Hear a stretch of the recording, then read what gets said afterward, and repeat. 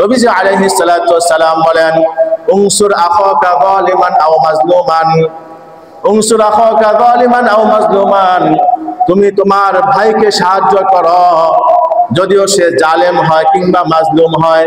তুমি তোমার ভাইকে সাহায্য করো যদিও সে জালেম হয় কিংবা মাজলুম হয়।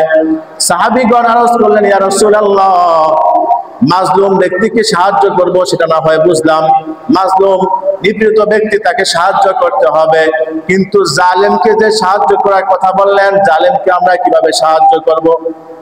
নবীজি বলছেন জালেমকে সাহায্য করবার জন্য। সাহাবীগণ বললেন, জালেমকে আমরা কিভাবে সাহায্য করব? জালেম তো জুলুম করে, তাকে কি সাহায্য করা যায়?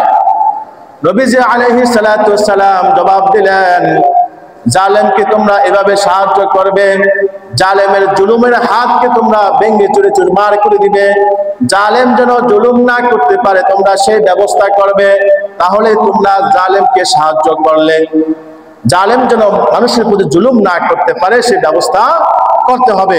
তাহলে জালেমকে কি করা হবে? সাহায্য করা হবে। এখন জালেমের যদি কেউ পক্ষ নেয়, জালেমকে যদি কেউ সাহায্য করে, জালেমকে যদি কেউ সমর্থন করে, তাহলে সে নিজেও কি হবে? জালেম হবে। জালেমকে সাহায্য করা, জালেমকে সমর্থন করলে সে নিজেও কি হয়ে যাবে? জালেম হয়ে যাবে। নবীজি বলেছেন, ইত্তাকি দাওয়াতাল মাজলুম, তোমরা মাজলুমের বদদুয়া থেকে বেঁচে থাকো। ফাইন্নাহু লাইসা বাইনাহু ওয়া বাইনাল্লাহি হিজাব, কারণ মাজলুমের সাথে আল্লাহ তাআলার, মাজলুমের মাঝে আল্লাহ তাআলার মাঝে কোনো কি থাকে না? পর্দা থাকে না। মাজলুম যদিও সে কাফের হয়, যদিও সে ফাসিক হয়, যদিও সে গুনাহগার হয়, মাজলুম ব্যক্তি যদি বদদুয়া করে, আল্লাহ তাআলা ডাইরেক্ট তার বদদুয়া কবুল করে নেন। সুবহানাল্লাহ। এই জন্য কারো প্রতি জুলুম করা যাবে না। সে মুশরিক, সে বৌদ্ধ, সে খ্রিস্টান, সে ইহুদি, সে যে ধর্মের হোক না কেন, জুলুম করা যাবে না।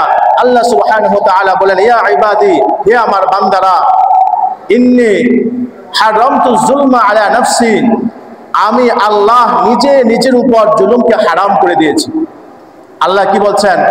আমি আমার নিজের উপর জুলুমকে হারাম করে দিয়েছি, সুতরাং আমি তোমাদের উপরও জুলুমকে হারাম করে দিয়েছি। আর ফালা তাযলামু, তোমরা একে অপরের প্রতি জুলুম করো না। নবীজি বলেছেন, ইত্তাকুল যুলম, তোমরা জুলুম থেকে বেঁচে থাকো।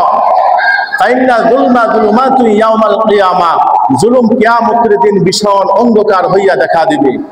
জুলুম কিয়ামতের দিন ভীষণ অন্ধকার কিভাবে হবে? আপনি যে মানুষের প্রতি জুলুম করেছেন, মানুষের হক নষ্ট করেছেন, আল্লাহ সুবহানাহু ওয়া তাআলা এই হক নষ্ট করবার কারণে আপনি যে ভালো ভালো আমল করেছেন, এই আমলগুলো বাতিল হয়ে যাবে। ভালো আমলগুলো কি হয়ে যাবে? বাতিল হয়ে যাবে।